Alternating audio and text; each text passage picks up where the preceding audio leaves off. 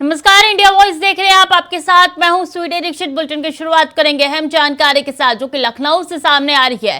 CM योगी आज 400 कार्मिकों को बांटेंगे नियुक्ति पत्र और 400 कार्मिकों को नियुक्ति पत्र वितरित करेंगे। 66 समीक्षा अधिकारी को नियुक्ति पत्र करेंगे वितरित। 204 अनुदेशकों को नियुक्ति पत्र सौंपेंगे सीएम योगी आदित्यनाथ। 130 कनिष्ठ सहायक को नियुक्ति पत्र देंगे सीएम योगी और सुबह 11 बजे लोक भवन सभागार में कार्यक्रम होने जाना है। तो सीएम योगी आज 400 कार्मिकों को बांटेंगे नियुक्ति पत्र। इसी के साथ बता दें कि 400 कार्मिकों को नियुक्ति पत्र वितरित करेंगे सीएम योगी आदित्यनाथ और 66 समीक्षा अधिकारियों को नियुक्ति पत्र वितरित होंगे। इसी के साथ सीएम योगी आज 400 कर्मियों को बांटेंगे नियुक्ति पत्र। बता दें कि 204 अनुदेशकों को नियुक्ति पत्र सौंपेंगे सीएम योगी आदित्यनाथ। बड़ी सौगात कार्मिकों को मिलने जा रही है। 130 कनिष्ठ सहायक को नियुक्ति पत्र भी देंगे सीएम योगी आदित्यनाथ। तो अहम जानकारी आप तक पहुंचा रही हैं कि आज 11 बजे ये लोक भवन सभागार में कार्यक्रम होने जा रहा है। काफी अहम ये कार्यक्रम माना जा रहा है और ऐसे में सीएम योगी आज 400 ऐसे कार्मिकों को बांटेंगे नियुक्ति पत्र और 400 कार्मिकों को नियुक्ति पत्र वितरित करेंगे।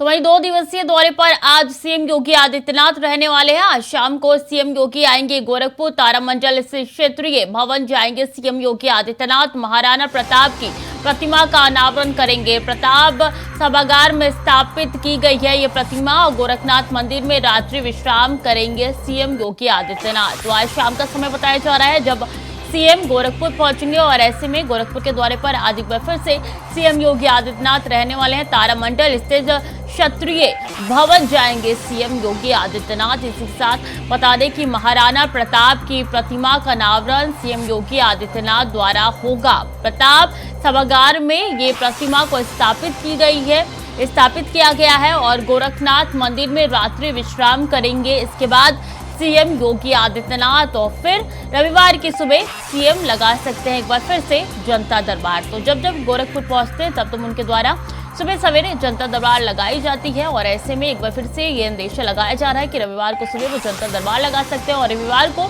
झूलेलाल मंदिर भी जा सकते हैं सीएम योगी आदित्यनाथ। नए बने झूलेलाल मंदिर का उद्घाटन सीएम योगी आदित्यनाथ के हाथों द्वारा होगा।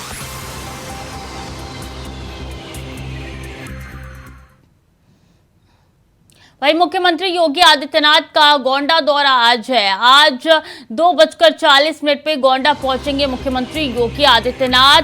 तरबगंज के धौड़हनपुरवा में लैंड करेगा हेलीकॉप्टर और हेलीकॉप्टर से उतरकर कार से जाएंगे बांध पर। बांध मरम्मत के कार्यों का भी भौतिक सत्यापन करेंगे और सिंचाई विभाग में 14 करोड़ से कराया गया है ये काम। ऐसे में बाढ़ प्रभावित लोगों से मिलकर सीएम जानेंगे उनका हालचाल। तो अहम जानकारी आप तक पहुंचा रहे हैं जहां एक बार फिर से बाढ़ प्रभावित लोगों से मुलाकात करने के लिए सीएम योगी आदित्यनाथ गोंडा जाने वाले हैं। वहां पे कई इलाके ऐसे हैं जहां पे पानी घुस आया है और ऐसे में जिन लोगों को परेशानी उठानी पड़ रही है उनसे हालचाल भी जानेंगे सीएम योगी आदित्यनाथ। बीते दिन सहारनपुर भी गए थे और ऐसे में काफी अहम दौरा उनका गोंडा का ये माना जा रहा है। हेलीकॉप्टर से उतर के बता दें कि फिर कार से बांध की तरफ जाएंगे।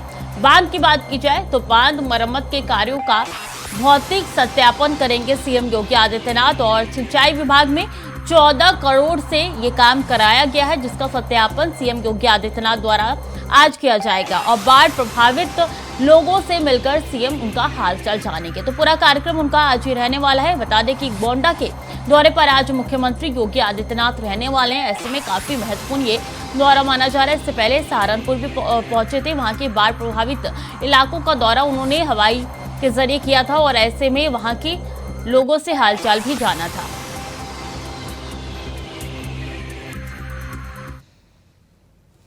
तो वहीं प्रधानमंत्री नरेंद्र मोदी शनिवार को फ्रांस की अपनी 2 दिवसीय यात्रा के समापन के बाद संयुक्त अरब अमीरात के लिए रवाना हुए। पीएम मोदी ने फ्रांस की अपनी यात्रा को यादगार बताया और बेस्टल दिवस समारोह में भाग लेने पर इसे और अधिक विशेष बताया। उन्होंने गर्मजोशी और आतिथ्य के लिए फ्रांस के राष्ट्रपति इमैनुअल मैक्रों और फ्रांस के लोगों का भी आभार व्यक्त किया। अपने आधिकारिक ट्विटर हैंडल पर पीएम मोदी ने कहा कि यह फ्रांस यात्रा यादगार थी। इसे और भी खास बना दिया गया है क्योंकि मुझे बेस्टल डे में हिस्सा लेने का मौका मिला।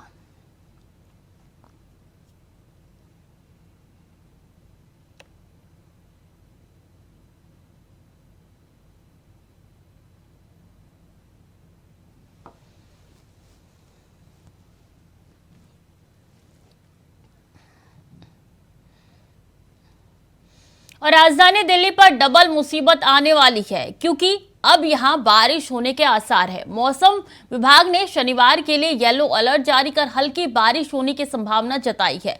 बीते 2 दिनों से यमुना का तांडव दिल्ली की मुसीबतों को कई गुना बढ़ा चुका है। चलिए अब आपको बाढ़ के हालात दिखाते हैं, जिसमें पहली तस्वीर आईटीओ की है, दूसरी तस्वीर राजघाट की है और तीसरी तस्वीर है शांति वन की। और इन तीनों तस्वीरों में साफ तौर पर नजर आ रहा है किस तरीके से जलमग्न तीनों इलाके हो चुके हैं। और ऐसे में माना यह जा रहा है कि बीते 2 दिन से जल स्तर यमुना का स्थिर था और ऐसे में आज सुबह सवेरे इसमें पानी भी घटा है, यानी कि 208 से घट के 207 हो चुका है। और ऐसे में दिल्ली वासियों के लिए एक राहत भरी खबर तो है, लेकिन आज से 2 दिन तक येलो अलर्ट जारी हो चुका है दिल्ली में। माना जा रहा है कि शनिवार को हल्की बारिश होगी और ऐसे में क्या खतरा और बढ़ जाएगा या जिस तरीके से हालात है उससे कम देखने को मिले, क्योंकि जल प्रलय जो है वो दिल्ली में अब आता हुआ नजर आ रहा है। कई इलाके दिल्ली के डूब चुके हैं। खासकर बात की जाए तो यमुना के जो पास के इलाके हैं वो पूरी तरीके से जलमग्न हो चुके हैं और ऐसे में लोगों को भारी समस्याओं का सामना करना पड़ रहा है। रविवार तक सभी स्कूलें बंद कर दी गई है दिल्ली की। कहा गया है कि ज्यादा से ज्यादा वर्क फ्रॉम होम करें, कोशिश करें कि घर से बाहर ना निकले। और ऐसे में कई ऐसे मेट्रो स्टेशन हैं जिनको बंद कर दिए गए हैं।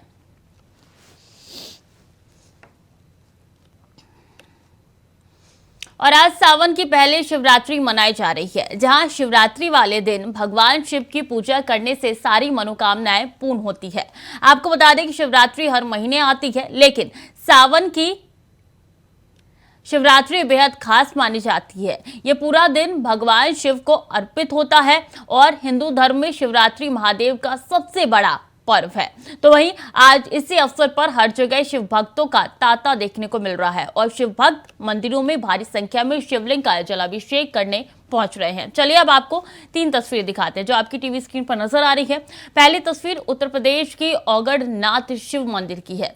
दूसरी तस्वीर की बात की जाए तो दिल्ली के चांदनी चौक की यह दूसरी तस्वीर है और वही तीसरी तस्वीर हरिद्वार की है। तीनों तस्वीरों में जलाभिषेक हो रहा है। भारी संख्या में यहाँ पे शिव भक्त पहुंचे हैं और लगातार जलाभिषेक कर रहे हैं। देखिए किस तरीके से आज का दिन वो खास हो जाता है और यही कारण है कि तांता जो है वो मंदिरों में शिव भक्तों का लगा हुआ है।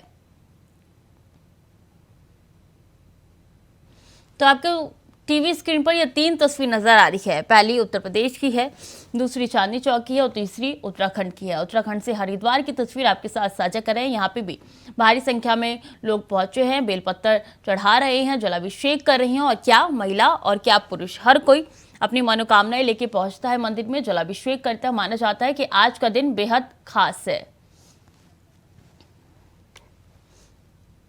और महाराष्ट्र के उप मुख्यमंत्री अजीत पवार शुक्रवार 14 जुलाई की शाम अपने चाचा शरद पवार से मिलने उनके मुंबई आवास पहुंचे, जहां अजीत पवार अपने बीमार चाची प्रतिभा पवार का हालचाल लेने पहुंचे हैं। आपको बता दें कि स्वास्थ्य ठीक नहीं होने की वजह से प्रतिभा को शुक्रवार को मुंबई के ब्रिज कैंडी अस्पताल में भर्ती कराया गया था, लेकिन उसी दिन सर्जरी के बाद अस्पताल से छुट्टी मिल गई। जहां प्रतिभा पवार को अस्पताल से छुट्टी मिलने के बाद उनसे मिलने के लिए उप मुख्यमंत्री अजीत पवार एनसीपी सुप्रीमो शरद पवार के आधिकारिक आवास सिल्वर ओक पहुंचे। तो वहीं अपने चाचा के खिलाफ बगावत करने के बाद पहली बार अजीत पवार सिल्वर ओक गए। तो वहीं अगर चाची प्रतिभा की बात करें तो साल 2019 में प्रतिभा पवार ने ही कथित तौर पर अजीत को एनसीपी में वापस लाने की महत्वपूर्ण भूमिका निभाई थी, जब अजीत पवार और देवेंद्र फडणवीस ने विधानसभा चुनाव के बाद अल्पकालिक सरकार बनाई थी। बगावत के बाद पहली बार चाचा और भतीजे मिले हैं।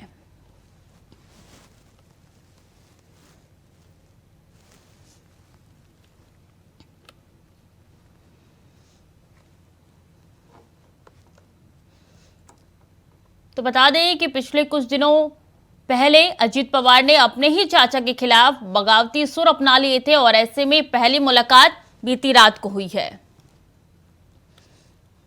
वही महत्वपूर्ण जानकारी आ रही है इस बीच की माफिया मुख्तार अंसारी पर आज आने वाला है फैसला। एमपी एमएलए कोर्ट आज सुनाएगी फैसला। माफिया मुख्तार अंसारी पर एमपी एमएलए कोर्ट आज फैसला सुनाएगी। गैंगस्टर मामले में कोर्ट सुनाएगा फैसला और हत्या के प्रयास के मामले में आज फैसला आ जाएगा। 2009 में कपिल देव सिंह की हत्या हुई थी और ऐसे में आज फैसला आना है।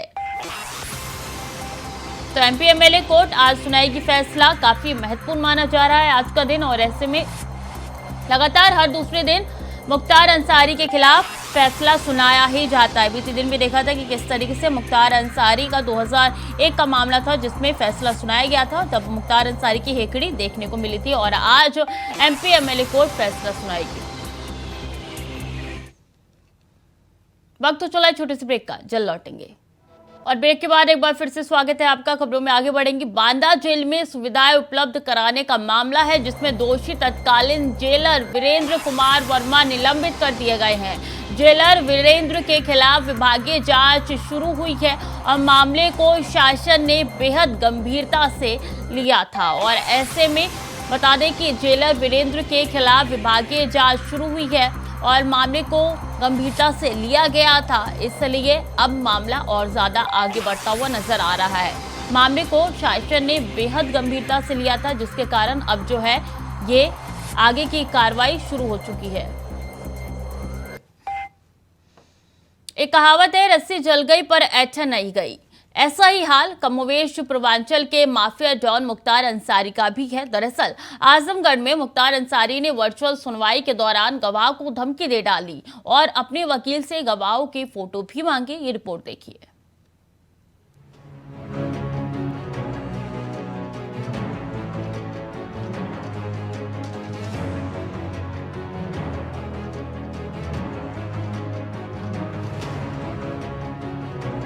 मुख्तार वैसे तो काफी सालों से जेल में बंद है, मगर माफिया डॉन मुख्तार है कि अपनी हरकतों से बाज जाने को तैयार नहीं है।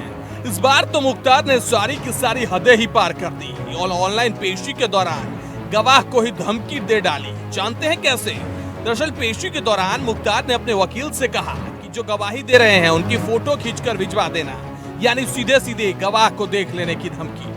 अब गवाह के वकील ने आजमगढ़ पुलिस को शिकायत दी है, जिसके बाद पुलिस ने भी मुख्तार के खिलाफ धमकी देने का एक और नया मामला दर्ज कर लिया है। एसएसपी आजमगढ़ बता रहे हैं पुलिस उस मामले में सबूत जुटा रही है। आपको बता दें कि यह मामला 10 जुलाई का बताया जा रहा है। पुलिस के मुताबिक 2014 में आजमगढ़ में एक हत्या हुई थी और इस वारदात में मुख्तार मुख्य आरोपी है और इस मामले में कोर्ट में गवाही चल रही है और मुख्तार इस वक्त बांदा जेल में अपने गुनाहों की सजा काट रहा है। इसलिए हर तारीख पर उसकी ऑनलाइन पेशी होती है और हमेशा की तरह इस बार भी वो वीडियो कॉन्फ्रेंसिंग के जरिए कोर्ट में पेश हो रहा था और जैसे ही कोर्ट में गवाही का सिलसिला शुरू हुआ तो मुख्तार बोल पड़ा। बोला ये कि जो ये गवाही दे रहे हैं उनके एक फोटो भेज देना। मुख्तार की यह धमकी सुन गवाह डर गया और उसकी इस धमकी पर उसने मुकदमा तक दर्ज करवा दिया। IS 191 गैंग के सरगना और प्रदेश स्तर पर चिन्हित माफिया मुख्तार अंसारी के विरुद्ध जनपद आजमगढ़ के थाना तरवा पर वर्ष 2014 में एक हत्या के मामले में पंजीकृत FIR नंबर 20/14 धारा 302 IPC यह केस माननीय न्यायालय के समक्ष विचाराधीन है। थाना कोतवाली पर सूचना प्राप्त हुई कि अभियुक्त मुख्तार अंसारी द्वारा उक्त केस के गवाहों को धमकाने का प्रयास किया जा रहा है।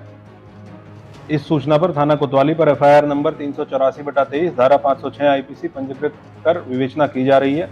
गवाहों की सुरक्षा व्यवस्था पूर्ण रूप से सुनिश्चित की गई है और माफियाओं के विरुद्ध विचाराधीन केसेस में प्रभावी पैरवी कर सजा कराने के लिए जो विशेष सेल गठित किया गया है जनपद में, उसके द्वारा प्रभावी पैरवी कर जल्द ही इन प्रकरणों में सजा कराई जाएगी। साफ है कि गैंगस्टर मुख्तार अभी भी यह चाह रहा है कि उसकी हनक से डर कर लोग अभी भी उसके खिलाफ गवाही न दें, मगर अब मुख्तार की मदद करने के आरोप में सुल्तानपुर जेल के जेलर वीरेंद्र कुमार के खिलाफ कड़ी विभागीय कार्रवाई की गई है। वीरेंद्र कुमार को उनके पद से निलंबित कर दिया गया। उन पर आरोप है कि बांदा जेल में तैनाती के दौरान वो मुख्तार अंसारी की मदद कर रहे थे। विभागीय जांच में उन पर लगे आरोप सही पाए गए, जिसके बाद उनके खिलाफ यह कार्रवाई की गई है। वीरेंद्र कुमार पर आरोप है कि जब वो बांदा जेल में जेलर थे तो वे मुख्तार अंसारी की मदद किया करते थे और उनसे मिलने आए लोगों की सहायता करते थे और बाहर से मुख्तार के लोगों द्वारा जो सामान लाया जाता था उसे मुख्तार तक पहुंचाया करते थे। यह मामला सामने आने के बाद जेलर वीरेंद्र कुमार के खिलाफ डीआईजी जेल को इसकी जांच सौंपी गई थी। इस जांच रिपोर्ट में वीरेंद्र कुमार पर लगाए गए सभी आरोप सही पाए गए, जिसके बाद उन्हें जांच रिपोर्ट में दोषी ठहराया गया था, जिसके बाद उनके खिलाफ यह कार्रवाई की गई है। आपको बता दें कि मुख्तार अंसारी इन दिनों साल 2021 से यूपी की बांदा जेल में बंद है। पिछले ही महीने वाराणसी की एमपी एमएलए कोर्ट ने मुख्तार अंसारी को अवधेश राय हत्याकांड में उम्र कैद की सजा सुनाई थी। Bureau report, India voice, Azamgarh.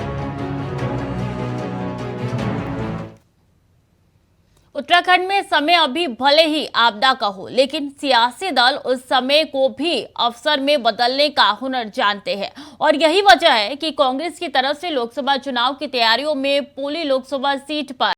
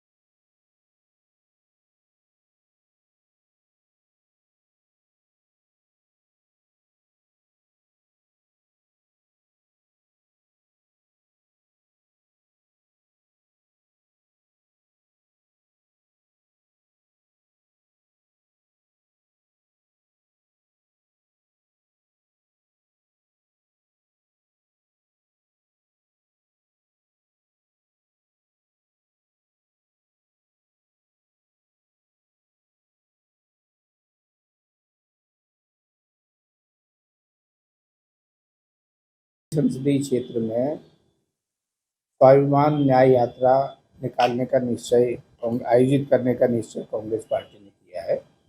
Pauri मुख्यालय से इस यात्रा का आगाज होगा, जिसमें हमारे कई मुद्दे हैं। अंकिता भंडारी हत्याकांड वाला मामला है कि वीआईपी कौन है, केदारनाथ में सोना पीतल कैसे बना, अग्निवीर का मुद्दा है, बेरोजगारों का लाठीचार्ज का मुद्दा है, महंगाई का मुद्दा है। इन सब मुद्दों को लेकर ये 6 दिवसीय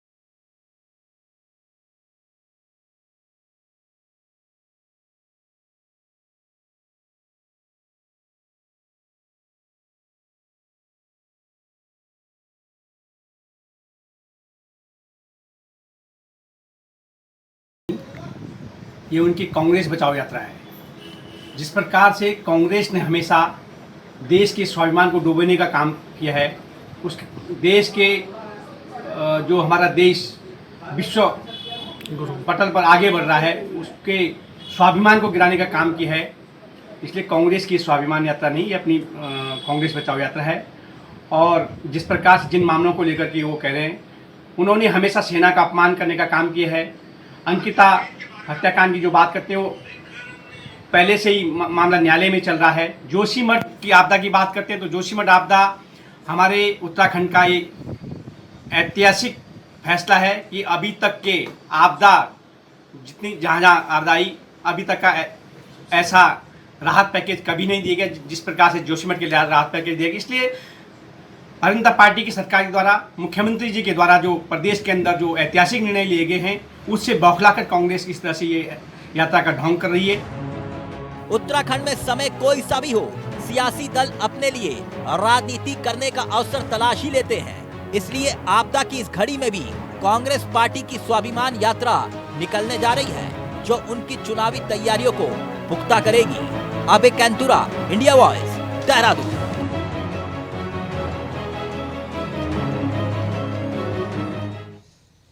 तो फिलहाल के लिए बुलेटिन में इतना ही। खबरें लगातार जारी है, देखते रहिए इंडिया वॉइस।